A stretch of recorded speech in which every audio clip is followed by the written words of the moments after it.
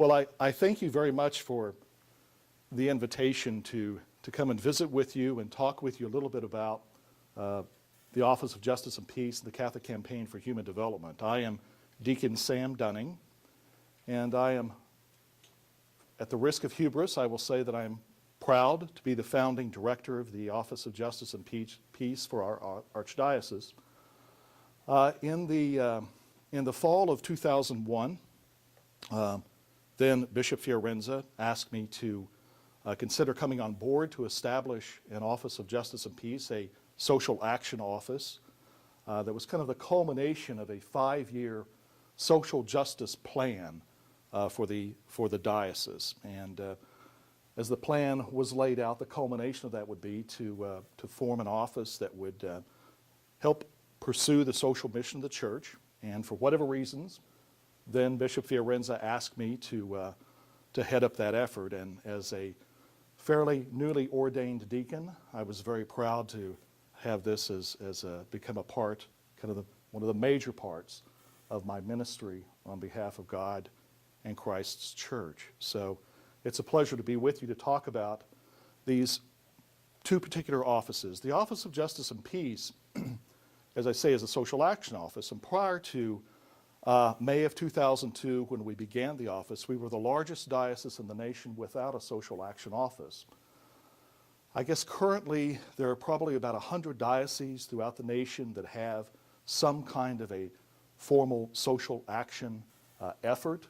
We're all organized a little bit differently, but the typical model is to have someone like me, a director, and who is in charge of a specifically the mission of social action, organizing that. And the charge of the Office of Justice and Peace is, first of all, to heighten the awareness on the part of the Catholic faithful to the content, the intent, the scope of the social doctrine of the Church.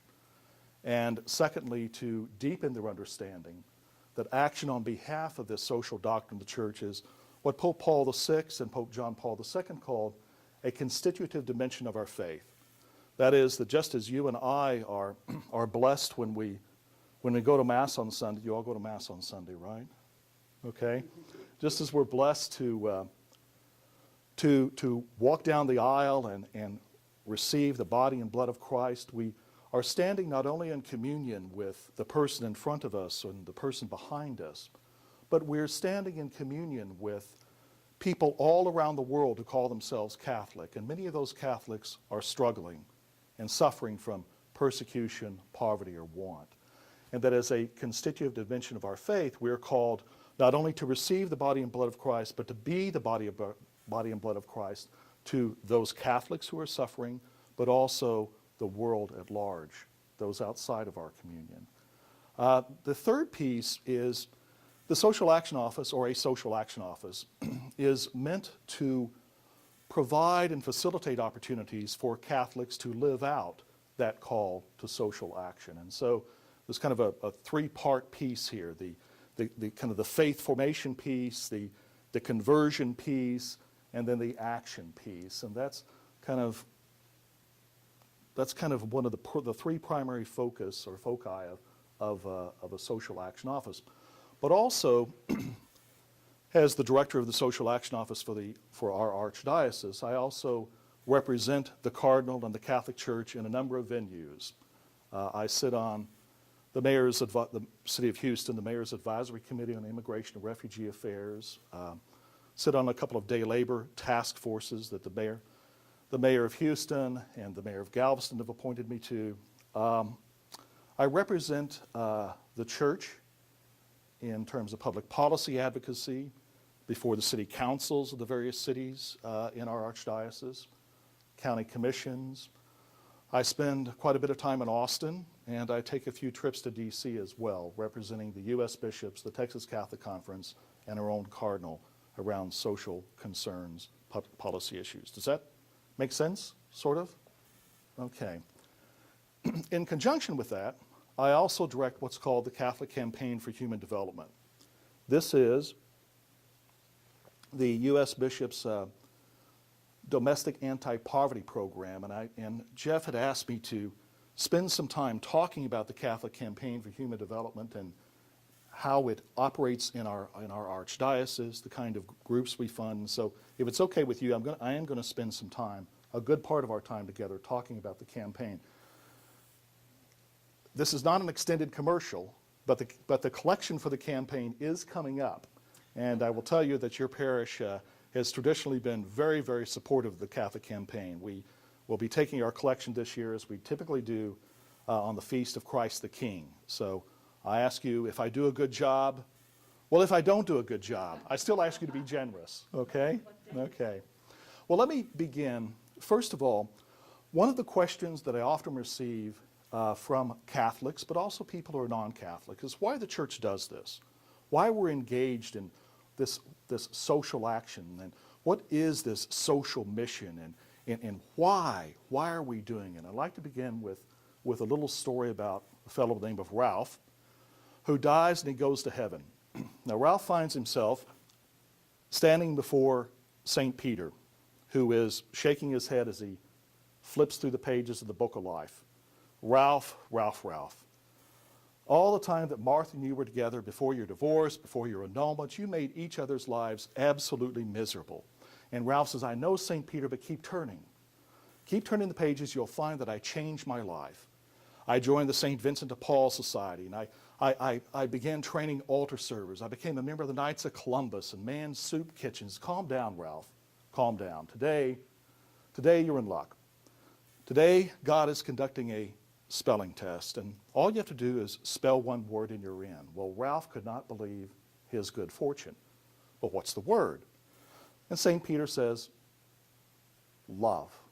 Love? L-O-V-E? Hey, you're in. Well, the pearly gates part, and Ralph, he's just giddy. He trots down the gold-plated pathway, and he's humming to himself. But after a few minutes, St. Peter chases him down, taps him on the shoulder, and says, Ralph, listen, God has just called an emergency meeting, and I have to go in. Can you man the gate for me? I don't have anyone around that can man it for me. Oh, I don't know. Don't worry, Ralph, it's just a spelling test. Well, Ralph's a little worried as he sees all these souls queuing up to get into heaven, but he's up to the task. Love, L-O-V-E, love, L-O-V-E, love. Well, after about a half an hour of this, he looks down the line, and a mile or so away, he spots Martha. And as she sees who is manning the gates to heaven, she has a really worried look on her face. Well, love, L-O-V-E, love, L-O-V-E, love. And before long, Martha is standing before Ralph, and Ralph says, Martha, what are you doing here? Well, like everyone, I'm trying to get into heaven. Don't worry. Today you're in luck, Martha. Today, God is conducting a spelling test. All you have to do is spell one word, and you're in. Well, she could not believe her good fortune. Well, what's the word? And Ralph says, Czechoslovakia. So, well, the point of the little story is that so oftentimes, you and I, in our humanness, we determine who belongs and who doesn't. Who's righteous and who's not so righteous. Who should be inside the circle with us and who should stay outside. Now this determination oftentimes is determined by our socioeconomic status, the color of our skin, the language we speak, our place of origin. But I think a careful and intellectually honest reading of the Scriptures, the Hebrew Scriptures, the Old Testament, the teachings of Jesus, the Beatitudes, and so on, tells us that what God asks for, what God requires, is a radical kind of hospitality. Okay? And it's so beautifully symbolized by the manner of table fellowship that Jesus practiced. Remember, Jesus was always accused of dining with who? The sinners, right? The untouchables. Now, it's true that, he was accused of dining with sinners, but it's also true that Jesus always called everyone to righteousness. But he did so after he invited them to the table, right? Remember the Pharisees in his day, you couldn't get to the table with them unless you were regarded, in their judgment, by their standards, as being righteous. Jesus turns it all the way around, right?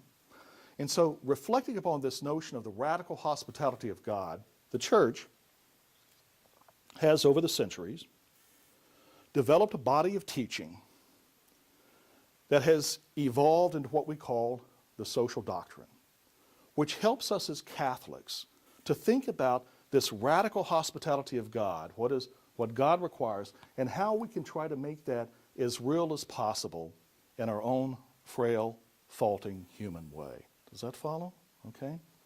And so I would invite you to think in broad terms about the social doctrine of the church as a set of guidelines, teachings, admonitions, and there's doctrine in there, okay, that's meant to guide us in the way in which we can incarnate in our lives this radical hospitality of God, okay?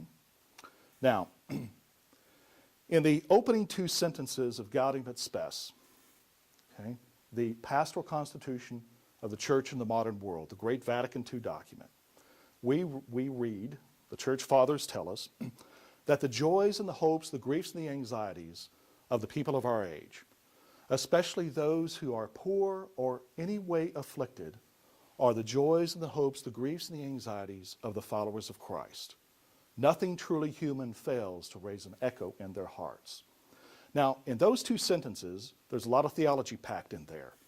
I think it's beautifully prosaic and in some ways poetic. But in those two sentences, the church fathers at Vatican II, they marry the journey of the Catholic Church through time with the journey through time of those who are poor or in any way afflicted in particular, but the whole of humankind, but especially those who are poor or in any way afflicted. All right? So, again, I invite you to think of the doctrine as a way in which the church, as she moves through history, which includes you and me right now, we're moving through history with the total Catholic Church, that this is the way in which the church reflects and guides us on making real this journey with the poor and the afflicted. Does that follow? Okay? Now, moving it down to a more, to our level here, in time and place, there's an adage that is so often told. If you give a man a fish, he eats for a day. If you teach a man to fish, what's the rest of it? He eats for a lifetime, right? Well, I would suggest to you that in many ways, this adage has been repeated so often that we just accept it at its face value. And there is a lot of truth in this. The notion of giving a man a fish, meeting an immediate need, right? This comports very well with our Christian or Catholic sense of what? Charity, right? Of providing of meeting a direct need, a direct and immediate need. Someone needs clothing, someone needs shelter, someone needs food, and that's typically what we call charity, right?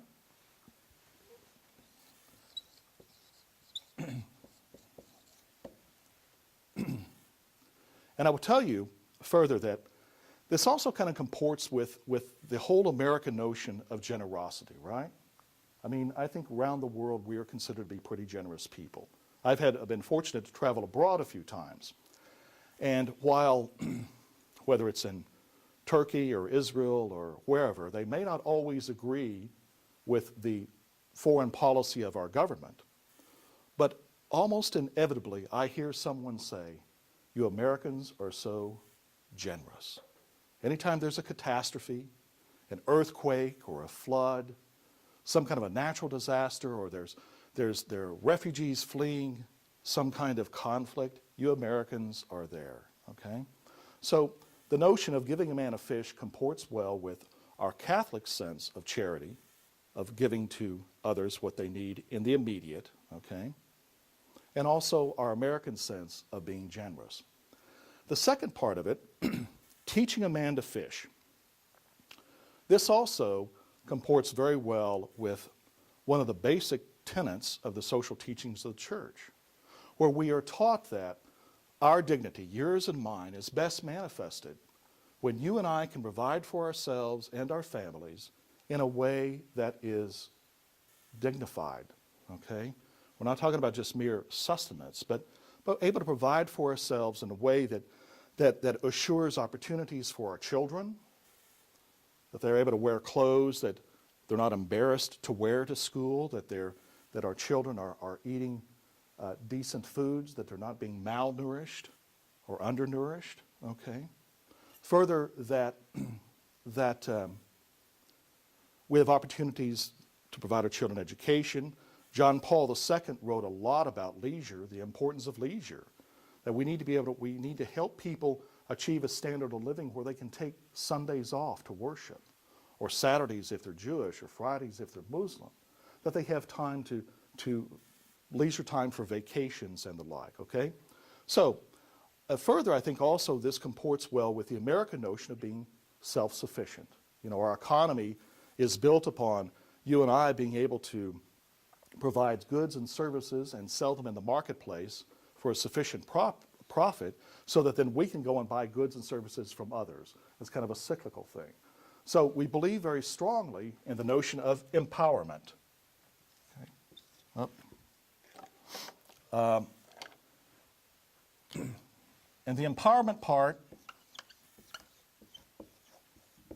basically means helping people develop the kinds of life skills, job skills necessary to negotiate their way through life in a way where they can become self-sufficient and provide the same for their children as they grow up. Does that make sense?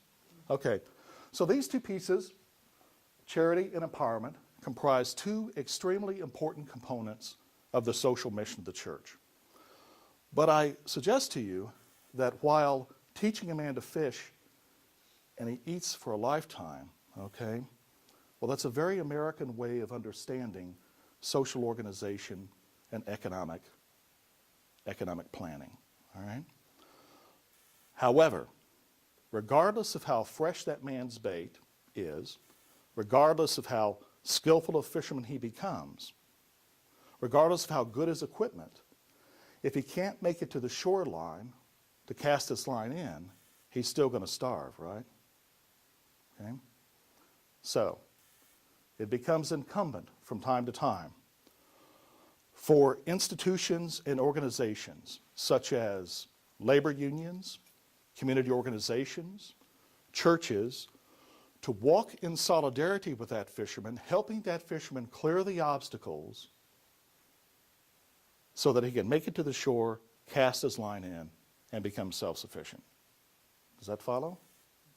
The third piece, then, to the social mission of the church, and here I combine two components: advocacy and community organizing.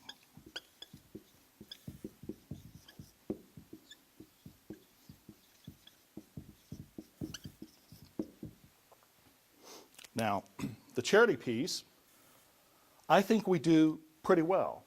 Do you have a St. Vincent de Paul Society here? But you do have a pretty... I'm sorry? We don't have a Vincent de Paul, but we have a social action. Yes, and you do a lot of... I know you're part of the area ministries here, right? I'm pretty sure of that. And you do a lot of charity. Catholic Charities, our St. Vincent de Paul, the various social ministries of our parishes that provide assistance like clothing and food and temporary financial relief like utility bills and the like. That charity piece, we've become pretty adept at this, okay? The empowerment piece, we're getting better at this all the time.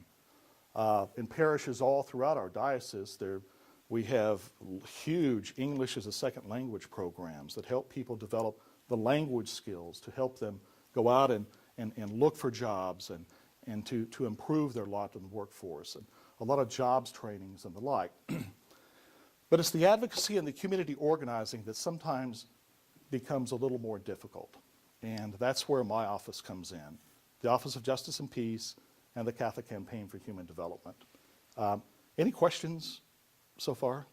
And if you do have a question, if you would please speak it into the mic so that Oh, our yes. camera can pick it up. Okay. So, with respect to the advocacy, over the course of time, our bishops have developed a fairly comprehensive set of teachings around a whole range of issues. If you visit their website and go and look at the various statements they've made in recent years, they've covered a wide range of topics: peace issues, affordable housing. I know Stan was here last week talking about immigration and the like.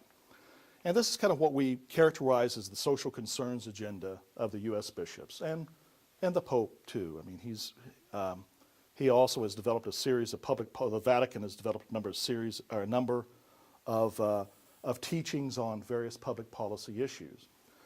And part of my job, as I said at the outset, is to help Catholics reflect upon the teachings of the Church around these social concerns and to facilitate opportunities for them to join with the bishops in advocating around these concerns.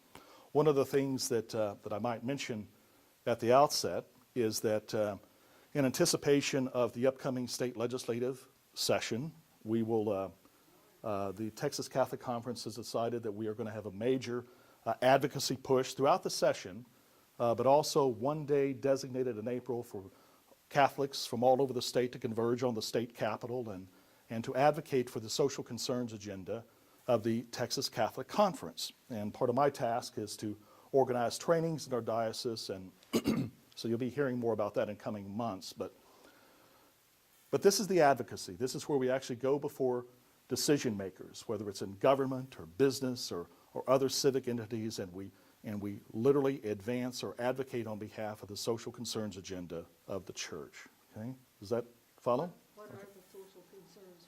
What are you going to advocate for? Well, with respect to the Texas Catholic Conference, it covers a wide range of things from issues that relate to our schools. There are a lot of immigration bills that will be introduced that the Church, that the bishops have decided will be negative in nature, anti-immigrant. So our task is to work against the passage of those pieces of legislation.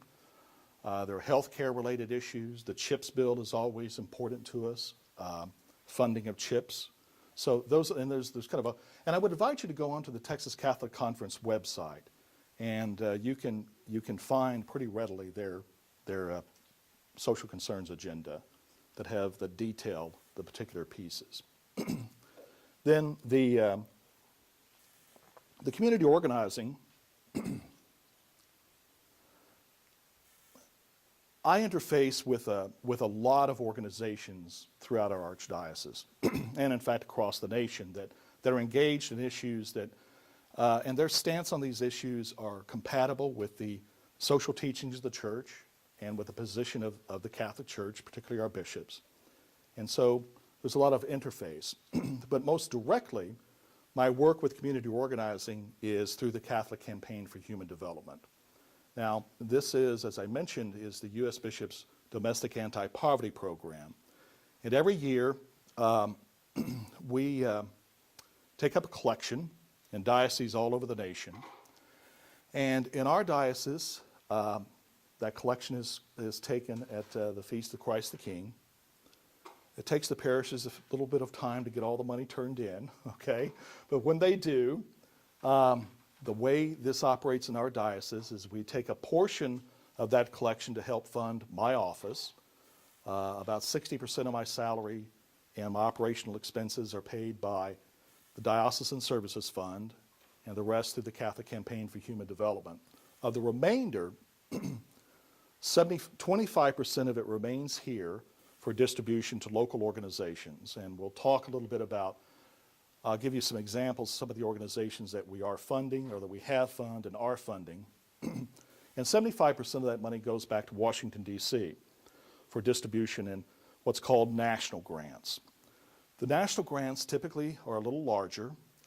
They range between $35,000 and $50,000 in amount, and they go to organizations that have developed a kind of a more of an infrastructure, that have more of a kind of a history that we can follow. And I'll talk about how those decisions are made. Now here I'm going to sound like a politician, but since I've been to the director of the CCHD in May of 2002, we've had a very good track record of bringing a lot of that money that goes out to D.C.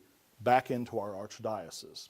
We're a little low this past year because some of our funded groups did not qualify for a couple of reasons, but But traditionally, we've been able to bring a lot of that money back into the diocese. So roughly about 55 to 65% each year.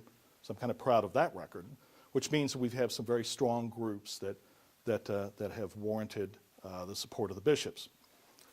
A national grant, when someone comes and applies for a CCHD national grant, they typically do it online through the U.S. Bishop's website. But I'm in constant dialogue with them to make sure that they are a qualifying entity. My task is to meet with the leaders of these organizations, review their organizational structure. If I've not had a relationship with them in the past, I try to attend a number of their organizational meetings, participate or attend some of their events, their actions. And also, but anyway, what happens is when they apply at the national, I begin my interaction with the national staff. We kind of debate back and forth, kind of tweak the grant proposal if necessary, get commitments from the organization to alter perhaps some of their practices. We're not talking about in terms of moral or anything, but just some of their organizational practices if we feel like these would be more effective. There's negotiating that goes back and forth. Then once the staff and I have arrived at an agreement as to an amount to recommend, then I go to our bishop, in this case, Cardinal DiNardo, have a conversation with him about the organization, the strengths. The Cardinal signs off on the project. I will say, with Archbishop Fiorenza and with the Cardinal, I've had 100%, I'm batting 1,000 when it comes to getting approval of groups at that level. Then in the June meeting of the U.S. bishops, they have a subcommittee of bishops that goes through all of these applications all over the nation. And then they make their recommendations to the subcommittee of bishops, and they sign off on, or they approve or disapprove or modify the grant requests. And then a couple of months later, the money goes back to the respective dioceses. Locally, I have an advisory committee that helps me administer the remaining 25% that stays with us. And these typically are smaller grants in the $10,000 to $15,000 range. And to give you an example of some of the organizations that we have funded, one organization, which is kind of almost a whole volunteer organization, is the Learn English Ministry. Now, I don't know if you've heard of this on this end of the diocese, but it is a woman out of St. Lawrence, Catholic Church in Sugar Land, started a Learn English Ministry about 3 years ago, I think it is, 4 years ago. And this thing has just blossomed where I think they're in 24 parishes on a consistent basis, teaching hundreds and hundreds of immigrants from other countries how to speak English. It's been an extremely successful project. And because it's a volunteer-driven operation, it's totally volunteer. The communication system she uses is very complex. It's a service. She has to connect with hundreds of teachers and thousands of students. She has to put out a schedule via phone and texting and the like. And so the CCHD pays for that communication system for her. It's a $6,000 a year grant. And I would say that among the projects that we have funded, this is one that has benefited so many people all across the diocese from all over the world. And it's just a pretty remarkable program. Did I explain that okay, how that worked? Okay. One of the major issues that confront people, low-skilled, semi-skilled laborers in our country, whether they're documented or not, whether they're citizens or not, is the issue of wage theft. And there is an organization that's part of a nationwide network called Houston Interfaith Workers Justice Center. And I don't know if you might not have heard of this, but they do some pretty effective work around, as I say, wage theft issues, workers' rights and responsibilities. And it serves as kind of a clearinghouse whenever someone suffers from it. Do you know what I mean by wage theft? Like if a day laborer, for example, is hired to do some remodeling or to clear a lot of trash, to dig a ditch or what have you. The pattern runs sometimes like this, often like this. They're hired on a Monday. They work Monday and they get their money. They work Tuesday and they get their money. They work Wednesday and, well, the guy didn't have a chance to run by the bank, okay, the subcontractor. Thursday they come back to work because they don't want to say no because they want the prospect of the income.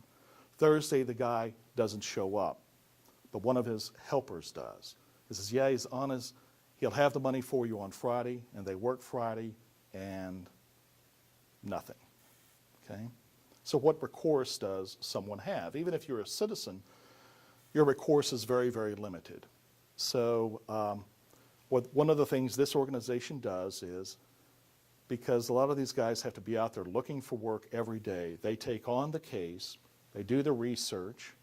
If it's a subcontractor connected with a major project, oftentimes they will connect with the contractor, the general contractor. They organize groups of religious leaders to go and provide to exercise a little moral suasion.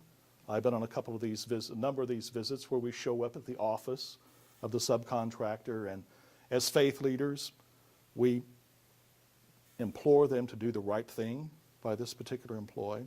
In addition, what the center does is it teaches the laborers themselves how to keep track of their hours, teaches them, emphasizes, write down the license number and the name of the contractor, to keep records for themselves, okay, so that it makes the task much easier if and when they do suffer from wage theft. Does that follow?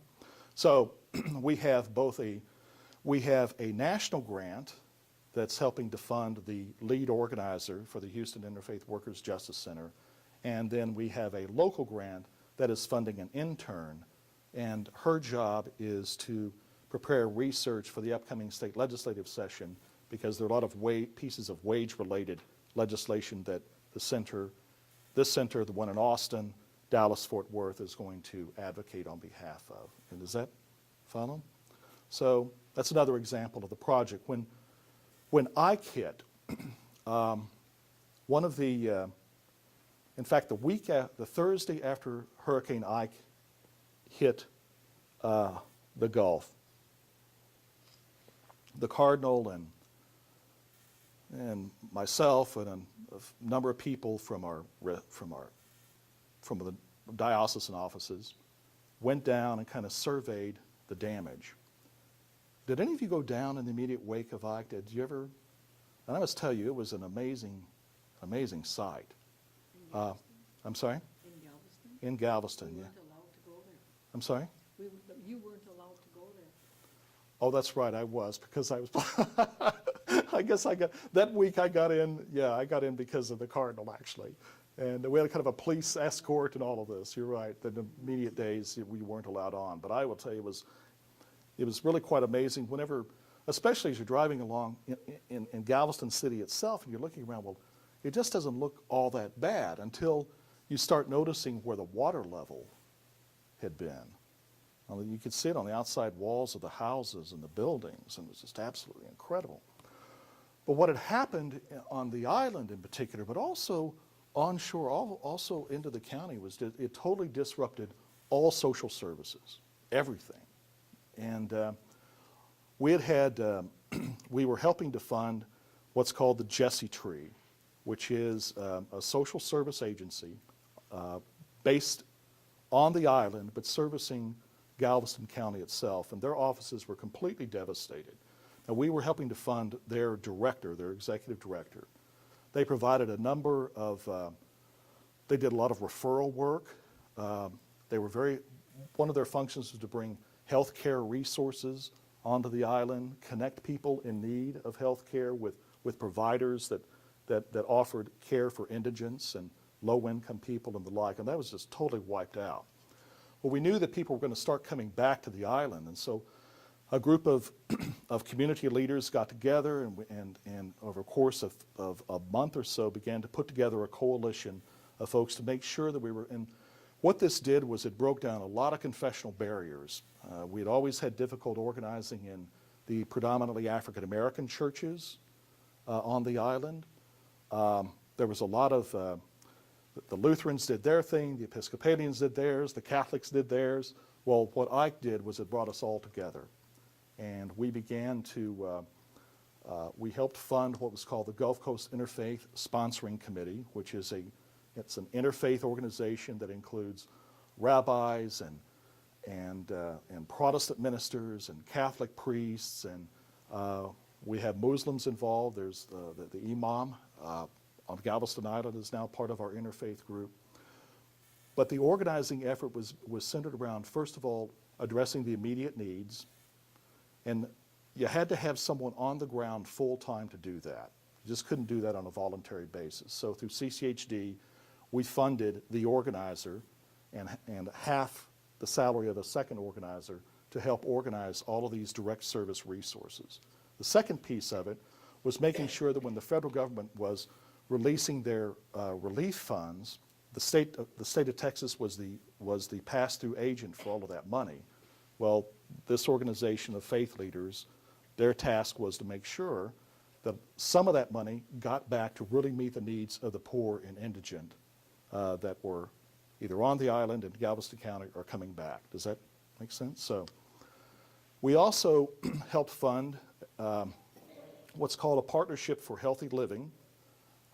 This is a partnership between community health providers in Galveston County and University of Texas Medical Branch. And we funded a project director, and this project, and they're about to come to its completion, but their job was to survey, beginning with Galveston Island and then the southern part of Galveston County, the health care needs of the community as people had come back, okay? So that with the data collected, UTMB, all the healthcare providers would have a better sense of what the immediate needs, the intermediate needs, and the long-term needs of their clients were, or the people throughout the whole community. The reason for this is, in the wake of Ike, because as you might imagine, this hurricane just brought tremendous dislocations. And the demographic of Galveston County and the city of Galveston has actually changed. So the healthcare needs are different today than they were 4 or 5 years ago. And so it was important for the whole health community to get a better sense of how that had changed, so that they are able to advocate for different types of resources than what they were advocating for 4 or 5 years ago. Does that make sense? Okay.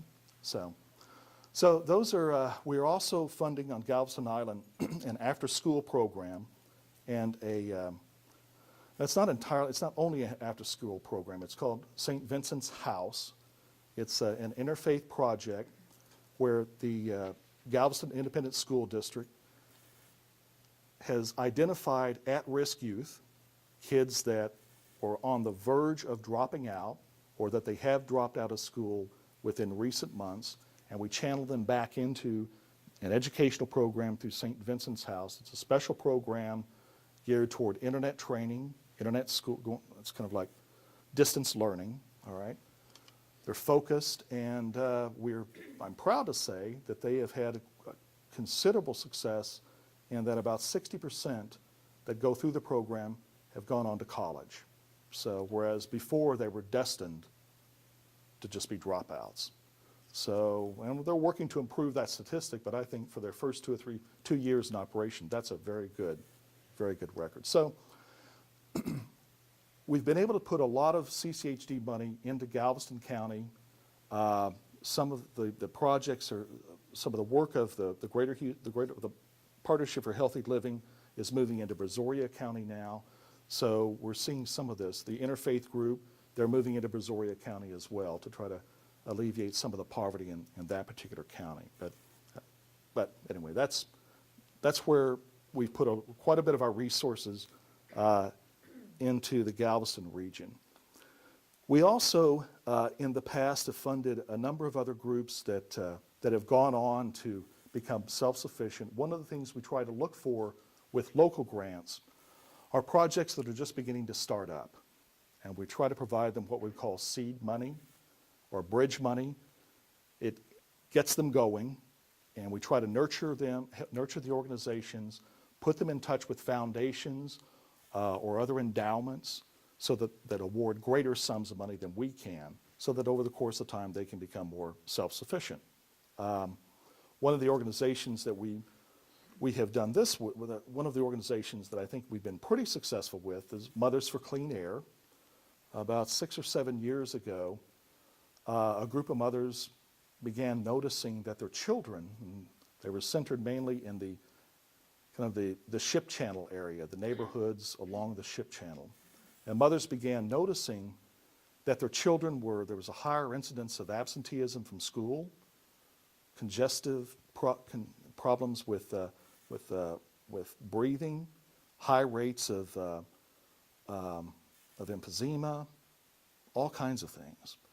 And so this group of mothers, and the joke that we would tell is that you just don't want to get in the way of an angry mother, okay?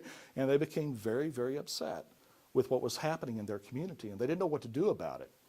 So they came to us and asked for some seed money so they could do a neighborhood survey, hire some interns from the University of Houston, Texas UST, and to do surveys of the neighborhood to just see how much illness was there. And what they found was a startling statistic. Absolutely, and because so many of these families were without health insurance, they were low income, they couldn't afford to take their kids for any kind of preventive care. So a lot of times these kids, when they got really suffering, they would go to an emergency room. All right. Well, this organization started, and before long, these mothers are testifying in the state legislature, before the Houston City Council. Mayor White became a very strong ally of theirs. And one of the great things about their model is they weren't into the protesting and the gates of the refineries and the plants along the ship channel. Their model was to go in and talk to the business leaders, to sit down and to show them videos of their kids, and to bring the kids into the room, talk about how tough it was for them to concentrate in school when they're constantly coughing and when they have skin rashes. And so it was a collaborative effort, and I think over the course of time, they had a really significant impact in their community. But I'm proud to say that it was Catholic money that helped them get started and get over that initial hurdle. And most of the women that lead the group have gone on to start other organizations, and it's just been a very successful project for us. Are there any questions about any of that? So, no? Okay. How are we doing on time? Okay. Okay. Another project that we have had a long relationship in this diocese with an organization called the Metropolitan Organization, and I don't know if you've ever heard of TMO, but one of the projects that we are funding their organizer on is something called Capital Idea, and it's kind of comprised of 4 big entities.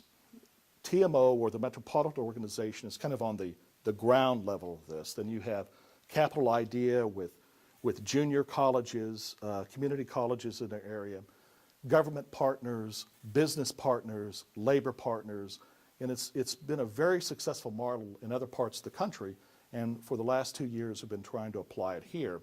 We're about to meet with some success. The purpose of the program is to identify low-income people. There is a certain stress or emphasis on single mothers, okay, who are probably consigned, unless something changes in their life, to a life of low income, paying jobs, housekeeping, just low income jobs, okay? What this program does is TMO goes into parishes, congregations, mosques, synagogues around our diocese, and they explain the program targeting, again, low-income folks. There's an initial qualifying process they have to go through. In this particular program, they have to be U.S. citizens. They have to be able to prove that, okay? They have to be able to prove their low-income status. And then they go through a series of interviews with an organization called Capital One, which does this all around the nation, where they try to identify what they would like to do, what they would like to study in school. And then they're channeled into the community colleges. Lone Star Community College is one of the big partners in this. We're negotiating with Jacinto College system. Houston Community College is a part of it. And the women, and it's not just women, but I'm focusing on that right now. They identify some program they would like to major in. And then, of course, they go into the community colleges to get all the basics out of. Among the major obstacles that people in this category have is they have to work. Well, part of Capital One's task is, and this is where the partnership with business and labor and government comes in, is that we find work for these folks. They have to stay employed. There is a provision for child care. That's also a very major obstacle for success in the educational system. There is a cash reserve. For example, if their car breaks down, there's a provision for helping that person get to class and get to work, okay? In a city like ours, in a metroplex like ours, unlike a place like Chicago or New York where you have a kind of an integrated transportation system, if your car breaks down, there's a good possibility that you're going to lose your job. And plus, you're going to fall so far behind in school that it just becomes pointless to continue. So with Capital One, with this project, we kind of remove those obstacles. And their task is to monitor to make sure that they're not being taken advantage of in that regard, but basically to provide an opportunity for these low-income people to get through those 2 years of college, and then to help transition them into a 4-year program at the end of that. At the end of this year, we believe that there will be between 80 and 90 people pass through the program. The first year, it took a year to develop all of the partnerships, and then it's taken from the beginning of this year up to our point to get about 85 or 90 people into the program in various colleges. And if history in other parts of the country hold true, for us, that will double every 2 or 3 years. So, and our task is CCHD pays for the TMO organizer who does all of the work and the initial work in the parishes, the congregations, the mosques, the synagogues, the community centers, and the like around our diocese. Does that follow? Okay.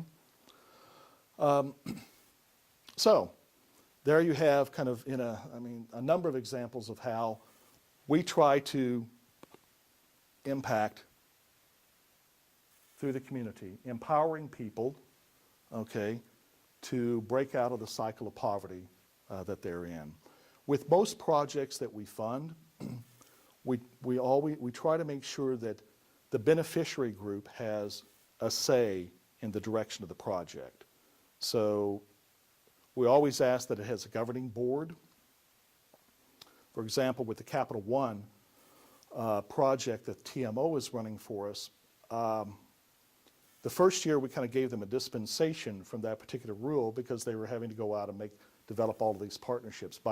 One of the things that we've asked them to do is among these students that are going to be graduating or moving on into the next semester is that they identify 3 or 4 of them to sit on an advisory board for this program to give us input. Well, how did this positively impact your life?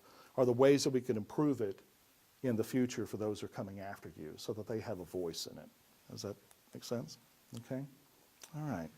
So, yes? Father.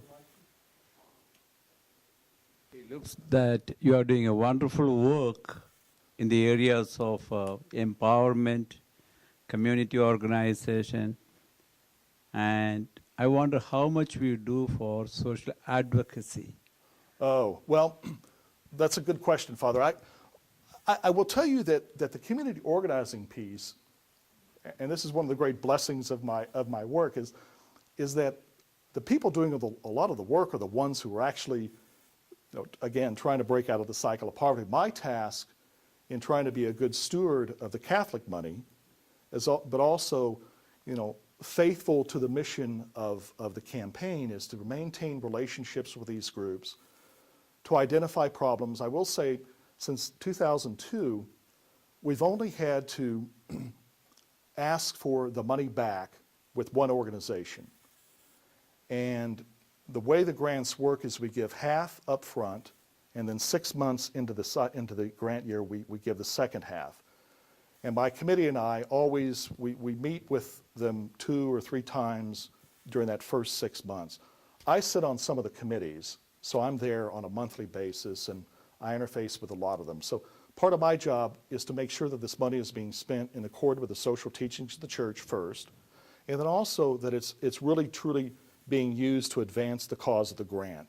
So my guess is I probably spend about a good 50% of my time working with these organizations. Now, at the beginning of the year, like in January or February, that slacks off. But like right now, before we're going to the collection, it picks up. So I spend a little more than 50% of my day.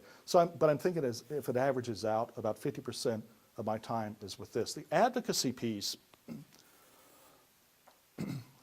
I include not only advocating, like say before city council or in Austin, but advocacy, I also include being able to make certain that the partners that we're collaborating with around these causes understand the church's position. So I'm having to do a lot of advocacy in the community itself. One of the things one of the developments in recent months is an increased number of environmental groups that are coming to us. And we have a very small, it's a very small grant, but we're helping to fund an intern from the University of Houston that's working with an environmental advocacy group. But the reason we chose this organization is that they have an understanding of the dynamic between the environment and poverty issues. A lot of groups that come before us that are environmentally oriented, as well-meaning as they are, their attitude is oftentimes the environment must come first, okay, which the church does teach. We need to be good stewards of creation, right?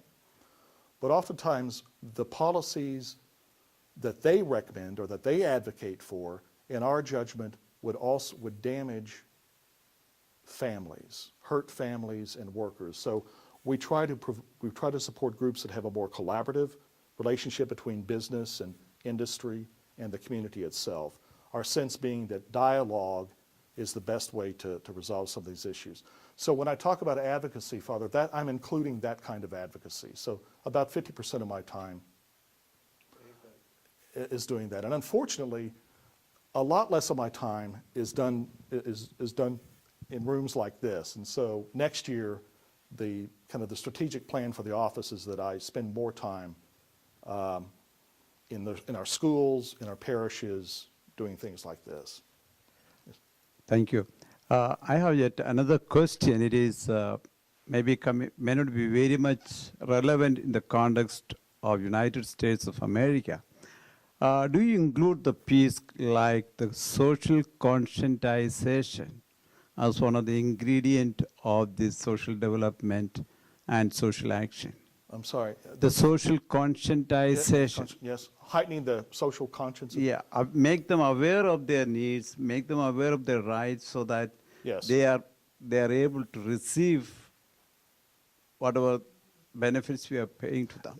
Yes, and one of the problems that we have found in poor neighborhoods, low-income neighborhoods that have a lot of low-income families and what we characterize as poor, is that so oftentimes they do not know what is available to them.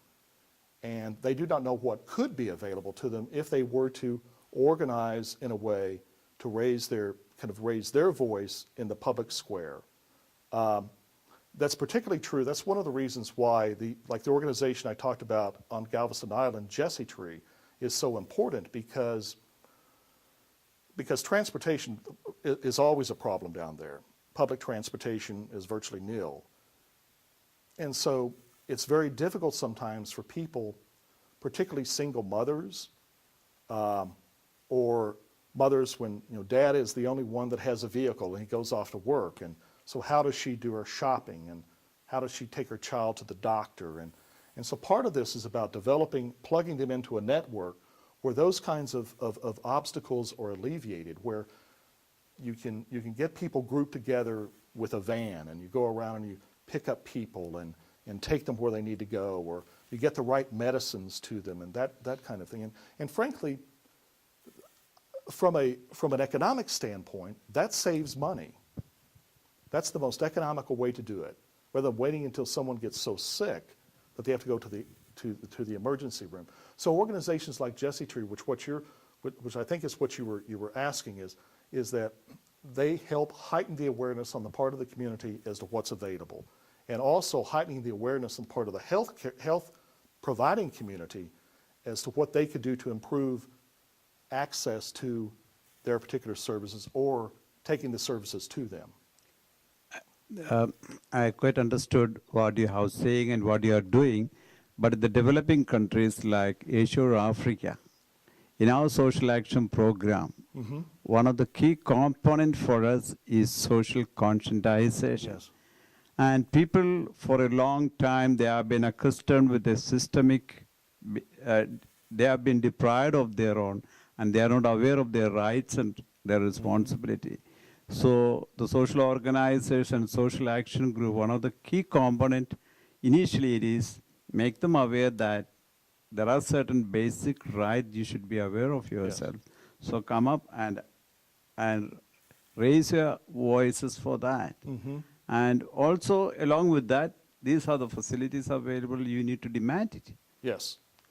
Well, and one of the things, one of the organizations I talked about, the Houston Interfaith Workers Justice Center, one of the things that they do try to do, this comprises a big part of their mission, is doing rights and responsibilities training for the laborers, where they do go through and explain to them something as simple as, regardless of your status, whether you're documented or undocumented or a citizen or not, if someone says they're going to pay you and they don't, and you perform that work, they've broken a federal law. But also teaching about responsibilities too, that there are responsibilities that come with this. So there's got two sides of it. But yes, so I guess to answer your question, I guess if you were to track it over the course of a year, it's 50-50, and I'm trying next year. I'm going to try to do more of this kind of work in parishes, and develop kind of a pool of volunteers to do it as well. So the percentages will drop a little bit, I guess. So, okay. Anything else?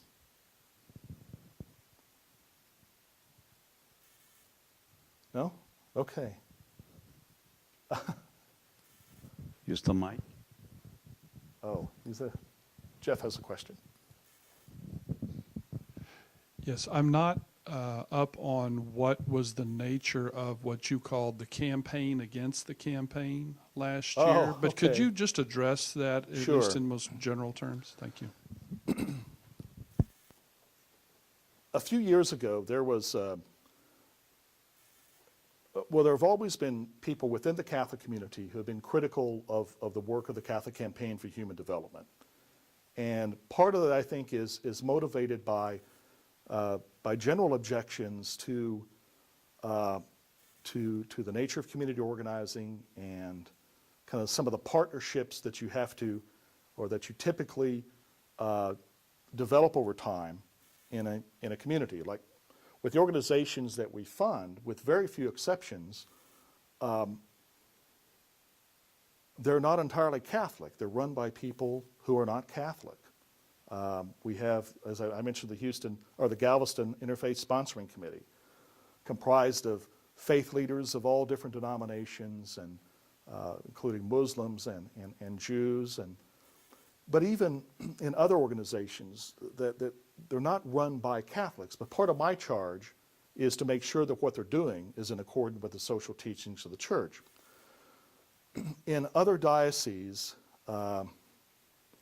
there have been some criticisms of the campaign for helping to fund organizations that had developed partnerships with other community groups that, in some ways advocated for things that were opposed to the social and moral teachings of the church.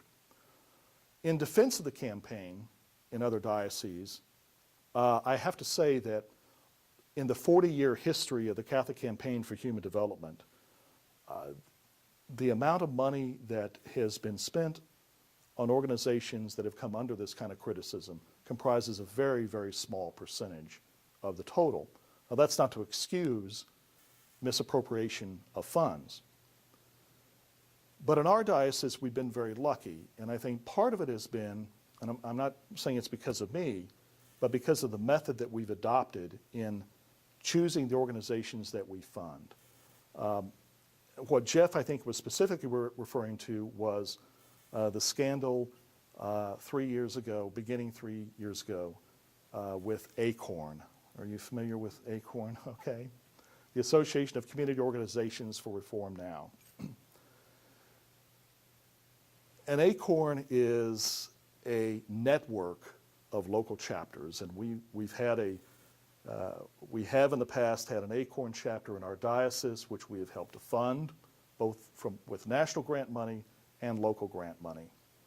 At the national level of ACORN, there was a truly scandalous misappropriation of funds at a tremendous level of money. Millions of dollars is what we're talking about. It was just absolutely horrible. It was a terrible scandal. Laws were broken and trust was broken. And so the U.S. bishops decided in 2008 to sever all ties with ACORN, both at the national level and we at the local level were ordered not to distribute funds to the local groups. ACORN, in the midst of this huge scandal that was going on at their national level, locally ACORN was involved in certain chapters of ACORN, were involved in some questionable activities around voter registration. And this particularly occurred in the Archdiocese of Chicago, in some of the eastern dioceses. And CCHD money was appropriated to the ACORN groups. One of the things that, when I became director, that I decided not to do was fund any organization, with the exception of TMO, because they had signed on to the Texas Catholic Conference guidelines for political behavior or political activity. We had decided not to fund any organization that did a Get Out the Vote program. And so we kind of missed that scandal. The local ACORN chapter, because of that condition, frankly, did not do a Get Out the Vote program because we just said, well, we're not going to fund you, and I will recommend non-funding of the national grant. So ACORN chose not to do that because they wanted our money, but also because they saw how much it would damage relationships with the church. And that's the example. Other directors in other parts of the country, CCHD directors, did something very similar. The challenge with ACORN is that they also have a political action committee, or they did. ACORN now is dissolved, but they did have a political action committee. What the U.S. bishops have always said around our particular activity, like my advocacy, is nonpartisan. I mean, I don't endorse, I don't support any particular parties or candidates. So the CCHD money went to the ACORN organization proper to help them in the community organizing, but they also had a political action committee. And so we've made a decision in this diocese not to fund any organization that has a political action committee. There's just absolutely no way of assuring 100% that some of that money isn't going to be used for political activity. And so that's, I hope that, does that kind of address your concerns, Jeff? Good, yes. It does, except for some of the other organizations that they have funded that supported gay marriage, that supported abortion, those kinds of things. Sure. Okay. Well, I cannot speak specifically for the decision-making process and those other dioceses, but what I have been told is that the CCHD funds particularly in the Archdiocese of Los Angeles and either San Diego or San Francisco, that those organizations that had, as part of their charter or part of their mission, the promotion of gay marriage, and I don't specifically, I've heard it said that some supported counseling for abortion, and I've not been able to find exactly who those organizations. I'm not denying that it didn't. I'm not denying it happened. But what I've been told happened is that these organizations were part of a broader coalition who had coalesced around a particular project with a specific purpose, and that these organizations happened to be partners in that coalition, that the funding itself was intended to pay for organizing around that particular purpose, okay? Now, it's indisputable that in certain dioceses there were mistakes made and there wasn't enough oversight. And part of the reason that the model we use in this diocese is being duplicated in other dioceses is because what I insist on is a personal relationship with the people running the organizations. If our operation were 3 times bigger than this, then I wouldn't be able to do that because I'm a one-man operation. But as it is, with its current level of activity, I'm able to do that. And I can say honestly and faithfully that none of the organizations that we fund are part of that kind of an organization model. Does that follow? So, but that's not to say that people that I associate with are in total agreement with the social teachings of the church across the board. I am sure that there are people that are involved with the Partnership for Healthy Living, for example, that they may very well disagree with the church's teaching around abortion or embryonic stem cell research. But the project that we're funding is data gathering for all healthcare providers. So in the future, could I be accused of associating with? Well, of course. I mean, that happens every day. But the money that is being spent, I'm confident, and I think I can say faithfully and honestly that money has not been misappropriated. Does that help, sort of? And I will say also that the culture of community organizing in other dioceses is a bit different than it is in Houston or in our diocese. I mean, you think about places like Los Angeles and Chicago and New York who've had a century of this kind of community-based effort. And in Houston, it's not quite that old. And we're much smaller in scale. And so it's easier for these relationships to be forged. I will tell you that there have been a number of occasions, and we were involved, as you may or may not recall, Bishop Fiorenza and I, we were very involved in the Justice for Janitors campaign with the Service Employees International Union, and organizing the custodians, the janitors in the city. And there were times when they were planning an action, and they would call me and say, what would this do to our relationship with the Catholic Church? And I said, well, as you've described it, it would bruise it. And that's typically all I would have to say, and then they would not do it. Now, that's not to say that they would stop all of their actions, like civil disobedience and the like, but they were careful to keep me informed and to warn me of actions that they were determined to engage in. And so it's these kinds of relationships that we're encouraging directors of social action offices and the Catholic Campaign for Human Development to develop in other dioceses. We're encouraging that kind of model. The more you know the people running the organization, the more you know where your money's going. And that's very important to me, to be able to go to my cardinal or to go to fellow Catholics and say that your money, I'm not saying that I'm the best director there is, but I can tell you that with my advisory committee and myself, we work very hard to make sure that money's well spent. And we do say no. We do say no to groups that come to us because of that. Does that help? Sort of? Okay.